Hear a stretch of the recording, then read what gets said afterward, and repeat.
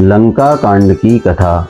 रामं कामारिसेव्यं भवभयहरणं कालमत्तेव सिंहं योगीन्द्रज्ञानगम्यं गुणनिधिमजितं निर्गुणं निर्विकारं मायातीतं सुरेशं खलवदनिरतं ब्रह्मवृन्दैकदेवं वन्दे कन्दावदातं सरसिजनयनं देवमूर्विस्वरूपम्।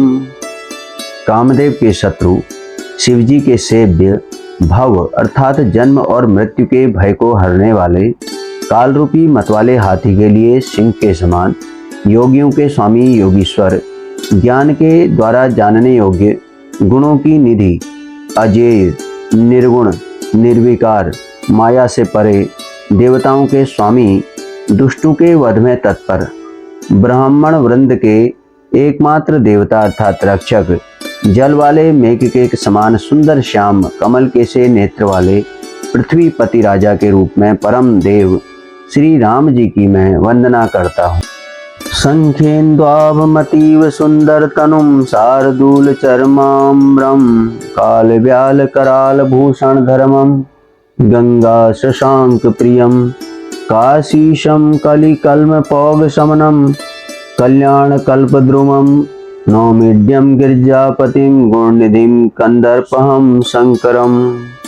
शंख और चंद्रमा की सी कांति के अत्यंत सुंदर शरीर वाले, व्याघ्र चर्म के वस्त्र वाले, काल के समान अथवा काले रंग के भयानक सर्पों का भूषण धारण करने वाले, गंगा और चंद्रमा के प्रेमी, काशीपति कलयुग के पाप समूहों का नाश करने वाले, कल्याण के कल्प वृक्ष, गुणों के निधान और कामदेव को भस्म करने वाले पार्वती पति वंदनीय श्री शंकर जी को मैं नमस्कार करता हूँ।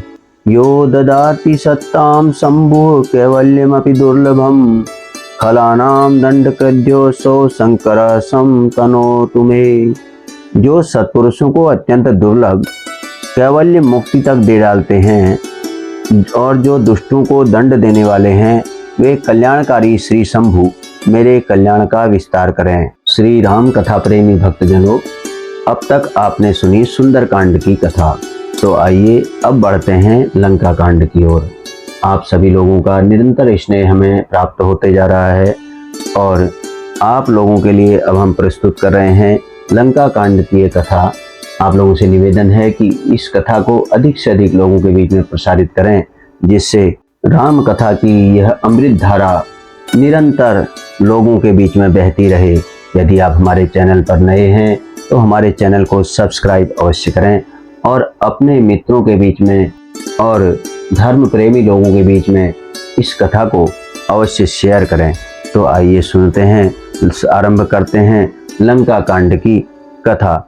लव निमेष परमाणु जुग बरस कल्प सरचंड भजसी न मन तेई राम को कालु जासु को दंड। लव निमेष परमाणु वर्ष युग और कल्प जिनके प्रचंड बाण हैं और काल जिनका धनुष है, हे मन तू उन श्री राम जी को क्यों नहीं भजता। सिंधु वचन सुनि राम सचिव बोली प्रभु अस कहेऊ अब विलंब के ही काम करहु सेतु उतरे कटकु। समुद्र के वचन सुनकर प्रभु श्री राम जी ने मंत्रियों को बुलाकर ऐसा कहा, अब विलंब किस लिए हो रहा है। सेतु अर्थात पुल तैयार करो जिसमें सेना उतरे। जाम्बवान ने हाथ जोड़कर कहा, हे रघुकुल के ध्वजा स्वरूप कीर्ति को बढ़ाने वाले श्री राम जी सुनिए। हे नाथ, सबसे बड़ा सेतु तो आपका नाम ही है, जिस पर चढ़कर, जिसका आश्रय लेकर मनुष्य संसार रूपी समुद्र से पार हो जाते हैं। फिर यह छोटा सा समुद्र पार करने में कितनी देर लगेगी।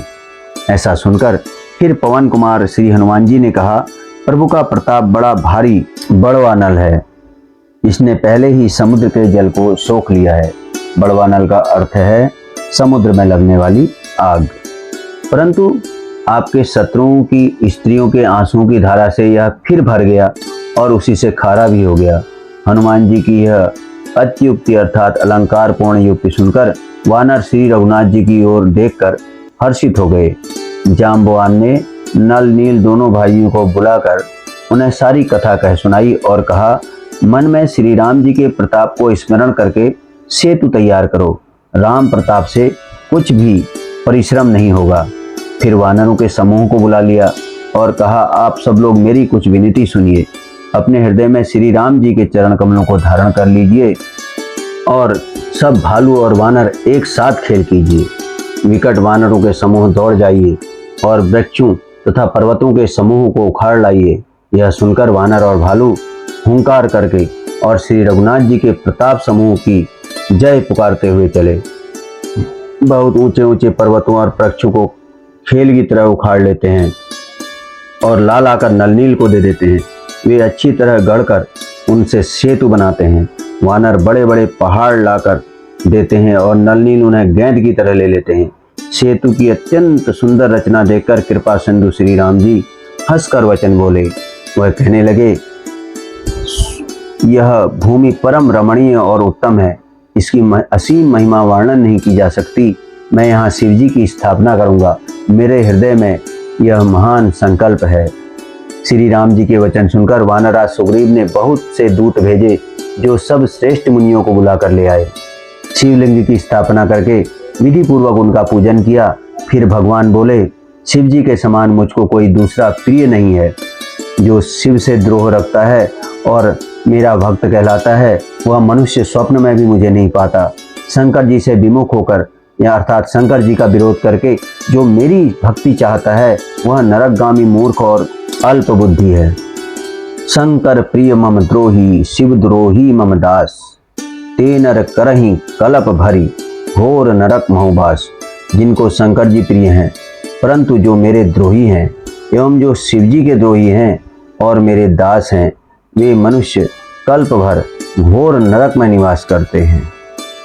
फिर आगे श्री रामचंद्र जी ने कहा, जे रामेश्वर दर्शनु करिहई, ते तनु तजी मम लोक सिधारिहई। जो गंगा जलु आनि चढ़ाई, सो सायुज्य मुक्ति नर पाई। जो मनुष्य मेरे स्थापित किए हुए श्री रामेश्वर जी का दर्शन करेंगे, वे शरीर छोड़कर मेरे लोक को जाएंगे, और जो गंगा जल लाकर इन पर चढ़ावेगा, वह मनुष्य सायुज्य मुक्ति पावेगा, अर्थात मेरे साथ एक हो जाएगा। इस प्रकार से भगवान श्री राम यहाँ पर रामेश्वरम में भगवान शिव की स्थापना कर रहे हैं। बोलिए भगवान शिव और माता पार्वती जी की जय। फिर आगे की कथा सुनिएगा। जो छल छोड़कर, श्री रामचंद्र जी कहते हैं, जो छल छोड़कर और निष्काम होकर श्री रामेश्वर जी की सेवा करेंगे, उन्हें शंकर जी मेरी भक्ति देंगे, और जो मेरे बनाए सेतु का दर्शन करेगा, वह बिना ही परिश्रम संसार रूपी समुद्र से तर जाएगा। श्री राम जी के वचन सबके मन को अच्छे लगे। तदंतर वे श्रेष्ठ मुनि अपने अपने आश्रमों को लौट आए। शिव जी कहते हैं, हे पार्वती, श्री रघुनाथ जी की यह रीति है कि वे शरणागत पर सदा प्रीति करते हैं। चतुर नल और नील ने सेतु बांधा। श्री राम जी की कृपा से उनका यह यश सर्वत्र फैल गया। जो पत्थर आप डूबते हैं और दूसरों को डुबा देते हैं, वे ही जहाज के समान हो गए, अर्थात वो स्वयं तैरने वाले और दूसरों को पार ले जाने वाले हो गए। यह न तो समुद्र की महिमा वर्णन की गई, न पत्थरों का गुण है, और न बानरों की ही कोई करामात है। श्री रघुवीर जी के प्रताप से पत्थर भी समुद्र पर तैर गए। ऐसे श्री राम जी को छोड़कर जो किसी दूसरे स्वामी को जाकर भजते हैं, वे निश्चय ही मंद बुद्धि हैं। नल नील ने सेतु बांधकर उसे बहुत मजबूत बनाया। देखने पर वह कृपा निधान श्री राम जी के मन को बहुत ही अच्छा लगा। सेना चली जिसका कुछ वर्णन नहीं हो सकता।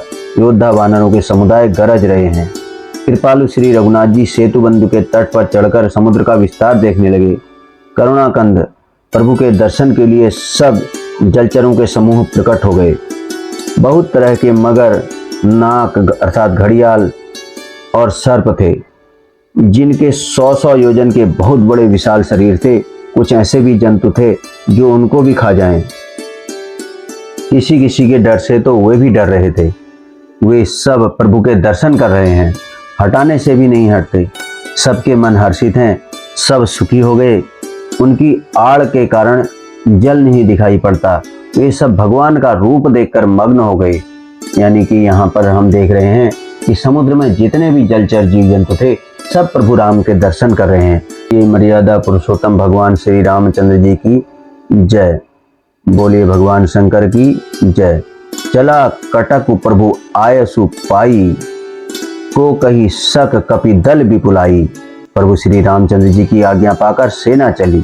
वानर सेना की अत्यधिक संख्या को कौन कह सकता है। सेतु बंध पर बड़ी भीड़ हो गई।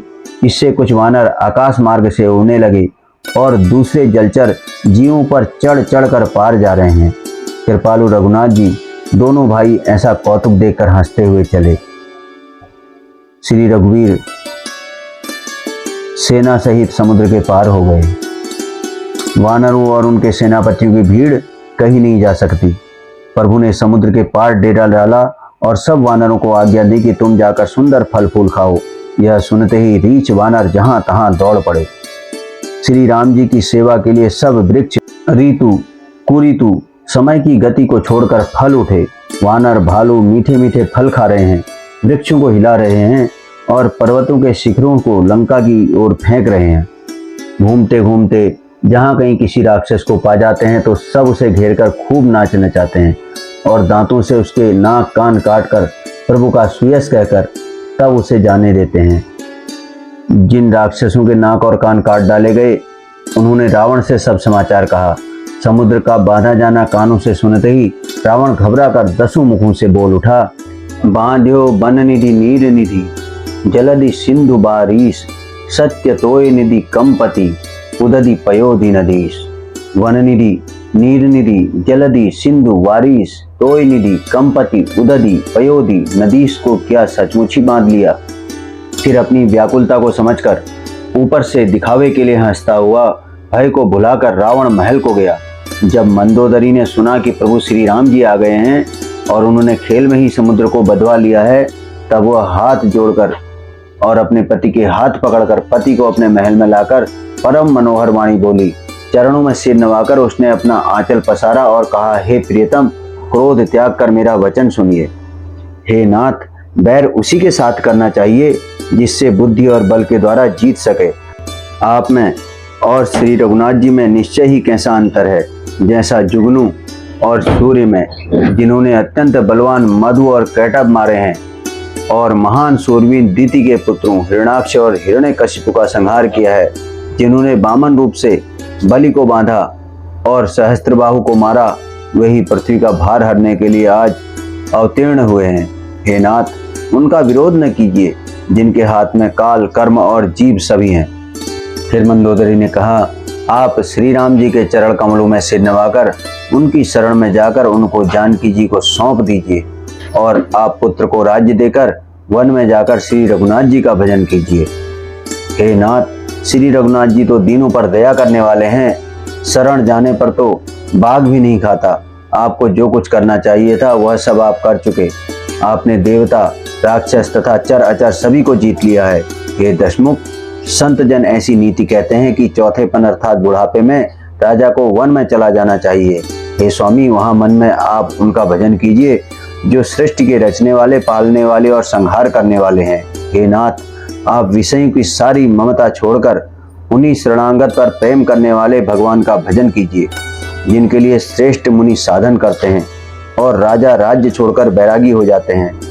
वही कौशलाधीश श्री रघुनाथ जी आप पर दया करने आए हैं। हे प्रियतम, यदि आप मेरी सीख मान लेंगे तो आपका अत्यंत पवित्र और सुंदर यश तीनों लोकों में फैल जाएगा। ऐसा कहकर नेत्रों में जल भरकर और पति के चरण पकड़कर कांपते हुए शरीर से मंदोदरी ने कहा, हे नाथ, श्री रघुनाथ जी का भजन कीजिए जिससे मेरा सुहाग अचल हो जाए। रावण से कहा और वह फिर सभा में जाकर बैठ गया। मंदोदरी हृदय में ऐसा जान लिया कि काल के वश में होने के कारण पति को अभिमान हो गया है। सभा में आकर उसने मंत्रियों से पूछा कि शत्रु के साथ किस प्रकार से युद्ध करना होगा। मंत्री कहने लगे, हे राक्षसों के नाथ, हे प्रभु, सुनिए, आप बार बार क्या पूछते हैं? कहिए तो, ऐसा कौन सा बड़ा भय है जिसका विचार किया जाए? भय की बात ही क्या है? मनुष्य और वानर भालू तो हमारे लिए भोजन की सामग्री हैं। कानों के सबसे अच्छे वचन सुनकर प्रहस्त हाथ जोड़कर कहने लगा, हे प्रभु, नीति के विरुद्ध कुछ भी नहीं करना चाहिए। मंत्रियों में बहुत ही थोड़ी बुद्धि है। ये सभी मूर्ख मंत्री ठकुर सुहाती कर रहे हैं। ठकुर सुहाती का अर्थ है मुंह देखी करना। फिर वह कहने लगा, हे नाथ, इस प्रकार की बातों से पूरा नहीं पड़ेगा। एक ही बंदर समुद्र लांघ कर आया था, उसका चरित्र सब लोग अब भी मन ही मन गाया करते हैं। उस समय तुम लोगों में से किसी को भूख न थी, बंदर तो तुम्हारा भोजन ही है ना, फिर अगर जलाते समय उसे पकड़कर क्यों नहीं खा लिया। इन मंत्रियों ने स्वामी को ऐसी सम्मति सुनाई है जो सुनने में अच्छी है, पर जिससे आगे चलकर दुख पाना होगा। जिसने खेल ही खेल में समुद्र बधा लिया और जो सेना सहित सुबेल पर्वत पर आ उतरा। हे भाई, कहो वह मनुष्य जिसे कहते हो कि हम खा लेंगे, सब गाल फुला फुला कर वचन कर रहे हैं। हे तात, मेरे वचनों को बहुत आदर से सुनिए, भाई अर्थात बड़े गौर से सुनिए। मुझे मन में कायर न समझ लीजिएगा। जगत में ऐसे मनुष्य झुंड के झुंड हैं जो प्यारी सी बात कहते हैं और बात ही सुनते और कहते रहते हैं, अर्थात मुंह पर मीठी मीठी लगाने वाले हैं। हे प्रभु, सुनने में कठोर परंतु परम हितकारी वाणी जो सुनते और कहते हैं, वे मनुष्य बहुत ही थोड़े हैं। नीति सुनिए, पहले दूत भेजिए और सीता को देकर श्री राम जी से प्रीति कर लीजिए। यदि वे स्त्री पाकर लौट जाएं, तब तो व्यर्थ झगड़ा न बढ़ाइएगा, नहीं तो हे तात, सम्मुख युद्ध भूमि में उनसे हठपूर्वक मार काट कीजिए। हे प्रभु, यदि आप मेरी यह सम्मति मानेंगे तो जगत में दोनों ही प्रकार से आपका श्रेयस होगा। रावण ने गुस्से में भरकर पुत्र से कहा, अरे मूर्ख, तेरी ऐसी बुद्धि किसने सिखाई? अभी से हृदय में संदेह हो रहा है। हे पुत्र, तू तो बांस की जड़ में घमोई हुआ, अर्थात तू मेरे वंश के अनुकूल या अनुरूप नहीं हुआ। पिता की अत्यंत घोर और कठोर वाणी सुनकर रावण के पुत्र प्रहस्त ने ये कड़े वचन कहता हुआ अपने घर को चला गया। हित की सलाह आपको कैसी नहीं लगती? जैसे मृत्यु के बस हुए रोगी को दवा अच्छी नहीं लगती। संध्या का समय जानकर रावण अपनी 20 भुजाओं को देखता हुआ महल को चला। गोस्वामी तुलसीदास जी रामचरितमानस में लिखते हैं, हित मत तो ही न लागत कैसे, काल विवश कहूँ भेषज जैसे, संध्या समय जानी 10 शीशा, भवन चले निरखत भुजबीसा। लंका की चोटी पर एक अत्यंत विचित्र महल था, वहां नाच गान का अखाड़ा जमता था। रावण उस महल में जाकर बैठ गया। किन्नर उसके गुण समूह को गाने लगे। ताल, पखावज और वीणा बज रहे हैं। नृत्य में प्रवीण अप्सराएं नाच रही हैं। वह निरंतर सैकड़ों इंद्रों के समान भोग विलास करता रहता है। यद्यपि श्री राम जी सरीखा अत्यंत प्रबल शत्रु सिर पर है, फिर भी उसको न तो चिंता है और न डर ही है। यहाँ श्री रघुवीर सुबेल पर्वत पर सेना की बड़ी भीड़ के साथ उतरे। पर्वत का एक बहुत ऊंचा, परम रमणीय, समतल और विशेष रूप से उज्जवल शिखर देखकर वहां लक्ष्मण जी ने वृक्षों के कोमल पत्ते और सुंदर फूल अपने हाथों से सजाकर बिछा दिए। उस पर सुंदर और कोमल मृगछाला बिछा दी। उसी आसन पर कृपालु श्री राम जी विराजमान थे। प्रभु श्री राम जी वानरराज सुग्रीव की गोद में अपना सिर रख रहे हैं। उनकी बाईं ओर धनुष तथा दाहिनी ओर तरकस रखा है। वे अपने दोनों कर कमलों से बाण सुधार रहे हैं। विभीषण जी कानों से लगकर सलाह कर रहे हैं। परम भाग्यशाली अंगद और हनुमान अनेकों प्रकार से प्रभु के चरण कमलों को दबा रहे हैं। लक्ष्मण जी कमर में तरकस कसे और हाथों में धनुष बाण लिए वीरासन प्रभु के पीछे सुशोभित हैं। इस प्रकार कृपा रूप और गुणों के धाम श्री राम जी विराजमान है। वे मनुष्य धन्य हैं जो सदा इस ध्यान में लौ लगाए रहते हैं। पूर्व दिशा की ओर देखकर प्रभु श्री राम जी ने चंद्रमा को उदय हुआ देखा। तब वे सबसे कहने लगे, चंद्रमा को तो देखो, कैसा सिंह के समान निडर है। पूर्व दिशा रूपी पर्वत की गुफा में रहने वाला अत्यंत प्रताप, तेज और बल की राशि यह चंद्रमा रूपी सिंह अंधकार रूपी मतवाले हाथी के मस्तक को विदीर्ण करके आकाश रूपी वन में निर्भय विचर रहा है। आकाश में बिखरे हुए तारे मोतियों के समान है, जो रात्रि रूपी सुंदर स्त्री के श्रृंगार हैं। प्रभु ने कहा, भाइयों, चंद्रमा में जो कालापन है वह क्या है? अपनी अपनी बुद्धि के अनुसार कहो। सुग्रीव ने कहा, हे रघुनाथ जी सुनिए, चंद्रमा में पृथ्वी की छाया दिखाई दे रही है। किसी ने कहा, चंद्रमा को राहु ने मारा था, वही काला दाग हृदय पर पड़ा हुआ है। कोई कहता है, जब ब्रह्मा ने कामदेव की स्त्री रति का मुख बनाया था, तब उसने चंद्रमा का सार भाग निकाल लिया, जिससे रति का मुख तो परम सुंदर बन गया, परंतु चंद्रमा के हृदय में छेद हो गया। वही छेद चंद्रमा के हृदय में वर्तमान में है, जिसकी राह से आकाश की काली छाया उसमें दिखाई पड़ती है। प्रभु श्री राम जी ने कहा, विष चंद्रमा का बहुत प्यारा भाई है, इसी से उसने विष को अपने हृदय में स्थान दे रखा है। विषयुक्त अपने किरण समूह को फैलाकर वह वियोगी नर नारियों को जलाता रहता है। हनुमान जी ने कहा, हे प्रभु सुनिए, चंद्रमा आपका प्रिय दास है। आपकी सुंदर श्याम मूर्ति चंद्रमा के हृदय में बसती है। वही श्यामता की झलक चंद्रमा में है। पवन पुत्र हनुमान जी के वचन सुनकर सुजान श्री राम जी हंसे।